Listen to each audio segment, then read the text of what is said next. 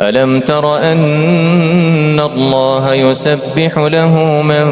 في السماوات والأرض والطير صافات كل قد علم صلاته وتسبيحه والله عليم بما يفعلون ولله ملك السماوات والأرض وإلى الله المصير ألم تر أن الله يزجي سحابا ثم يؤلف بينه ثم يجعله ركاما فترى الودق يخرج من خلاله وينزل من السماء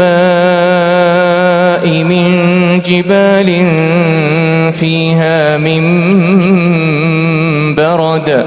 فيصيب به من يشاء ويصرفه عن من يشاء يكاد سنا برقه يذهب بالأبصار يقلب الله الليل والنهار إن في ذلك لعبرة لأولي الأبصار.